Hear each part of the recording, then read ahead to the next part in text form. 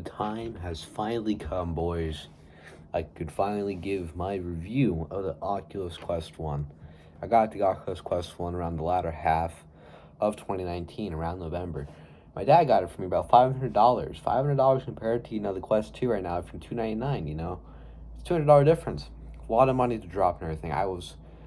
Basically, I got the Oculus Quest 2 and everything because I've always had an interest in VR and everything. And since, I don't have enough money to get a PC, I'm like, I want that. Hey, I asked him, for a year since it came out in like early 2019 or everything. My dad finally was able to get me, and I'm still very grateful for using it. I used it up until around this week, actually 3 days ago. I just got the Oculus Quest 2, and this is why I'm finally able to get it for my review. Oculus Quest 1's a great thing and everything, but the thing is, what got me started on VR and everything is that a couple months before, it was like a fall festival and everything, I was able to go and play VR. I think it was an HTC Vive or Oculus Rift S. I think it was HTC Vive and everything. But yeah, I was able to play VR. Then I played Arizona Sunshine, which was available on Oculus Quest here. And yeah, I was able to get a taste for VR and I realized, yes, I love this. I actually love this and everything. It's awesome, I'm still very interested in VR. I love VR. And so, a couple months passed and everything. For my dad, for my birthday, he was able to get me. I mean, it was my late birthday and everything. I didn't really have a birthday party and everything. I've never been really big on, birthday parties and everything. We don't exactly celebrate all that. But, we still celebrate birthdays, obviously. But, the Oculus Quest 2 is like, here you go, so here's my birthday present. And then he was gonna go away, across the country. So, it's like the goodbye present. And I still love it every day. It's very deep meaning to me. I enjoyed it very much and everything. But, to the review. This is the Oculus Quest 1. Has a black rubber copy sticker on it. It's packing a VR capable computer in here.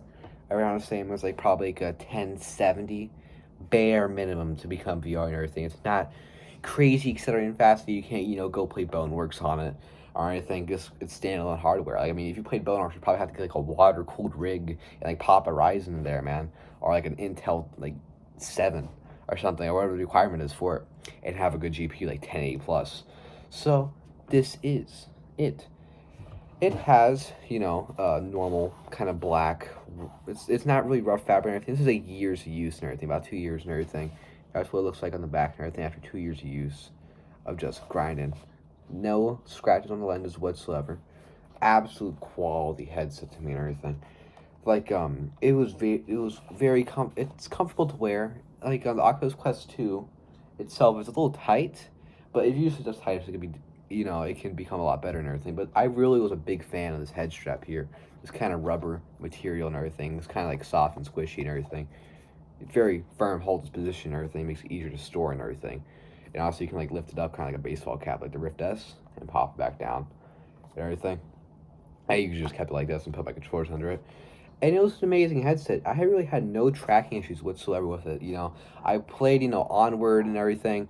It had no tracking issues whatsoever. That's my main game. I used to play and everything. I used to play Onward and whatnot. But I'm pretty sure we just took a Clorox swipe to this and everything. It would come right off. It's just dust. And we scratch a dusty mouse pad. It has streak and everything. Kind of how it is. But also a really big fan of, sorry, someone's calling me. Just talent marketer, but also it has a adjustable thing like that. I never really used it and everything. I'm just now using it and everything, but to show you, I never knew it even had that I did, because it was much more easier to put it on. But yeah, the Oculus Quest, it's about, it's around a pound, about 500 grams probably. I'm not sure. It's not really that heavy, but I remember the first time I played the Oculus Quest 1 here. I played Arizona Sunshine and everything with a friend and everything. I was like, oh yes, finally in VR. This is so cool and everything. And halfway through it, I was like, oh my god, my head. It was it was really bad headache. My head was just oh man, it was a migraine. I've had migraines before and everything, but yeah, the first day I had this, I had a pretty bad migraine and everything. Cause I was getting used to it and everything, because I didn't ever wear anything on my head that was heavy. So having a weight in front of your face pulling down and not having the muscles even prepped for that at all, it's just kind of like that. Of course the tightness is going to cause a little bit of a headache. That should be known if you ever for some reason get an Oculus Quest 1 or anything. This is 2 years after it, so no one's really getting into all the Oculus Quest 2 and everything. Actually, they don't even produce the Oculus Quest 1 anymore. It's discontinued entirely itself. That's why I got an Oculus Quest 2 and everything, because this is basically an antique. historical piece of VR, believe it or not, because it's the first standalone system. So, you know, thing or thing didn't have any problems with facial inserts. You know, the actual last couple months and everything, playing Pavlov and everything, I was actually going to get, you know, a silicone thing and everything, but then my mom's surprising Oculus Quest 2 and everything, so I'm be able to review now. But there's a very good bit of padding and everything. It's kind of like memory foam. It's very soft and everything. Not like the Oculus Quest 2. The Oculus Quest 2 kind of has like it's comfortable, like the face thing and everything with silicone anyway. I haven't really tried like this, like the thing, because I immediately put a silicone on because I've wanted that for like forever. But it's the Oculus Quest 2 has it's more or less quality than this. That's how got the price tag and everything. But you can like put inserts and everything that make it more fluffy and everything. So that's not really a big deal. Just get it out in the first place. $299 is a more appealing price than let's say $215 or $250. You know what I mean? I mean, 350, 315. You know what I mean? Yeah, but there's a very good bit of padding. Like right here, you can see there's about like an inch right here of padding, just like right here on your eyebrows, orbital. Very comfortable orbital bone feel. And it gave you a little bit like has like gives an imprint on your face and everything after a while. Makes it a little bit red. It can get uncomfortable ish because it starts like it's fabric. Like it starts standing and burning and everything. Like if you're moving your head a lot. So like if you're doing like fitness and jumping lots up and down, it's gonna start rubbing. It's not the most comfortable thing, but I dealt with it. I'm like, deal with it, man. I had VR. It's awesome. But also the difference between Oculus Quest 2 and this is that inside there is a fabric here. It's fabric and everything, so very comfortable nose. I don't have like a really big nose, so I didn't really have a problem with that. But even if my nose did touch this or anything, I was doing it really tight. It would feel okay and everything. There would, it's this nice, soft, kind of plush thing right here. But the Oculus Quest 2 doesn't have that at all, like literally at all. So that's kind of a downside and everything. It also has an adjustable IPD here, as you can see, IPD and everything. I have like around 72, but beautiful lenses.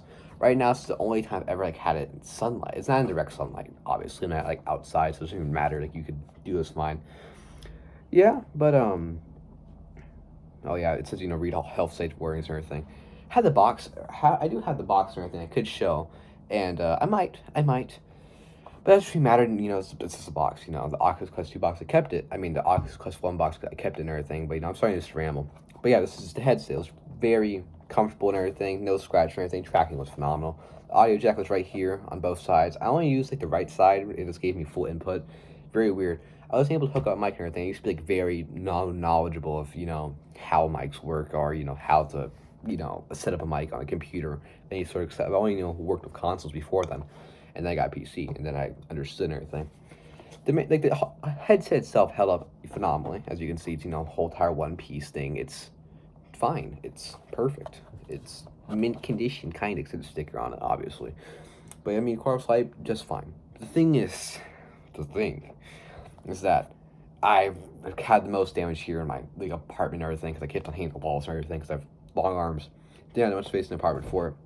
And the other day I did for the first time I even had it. I used to play it in the middle of my room and play Onward and everything. I had so much fun. I had I think I had more like 400 hours in Onward. I just always played Onward. I now play Pavlov and everything because the PC's awesome. Very awesome. Yeah, but the controllers have took a lot of beating whatsoever. Like very thing. Think about the Oculus Quest 2 controllers and the Oculus Quest 1 controllers and everything. The Oculus Quest 1 were very thin.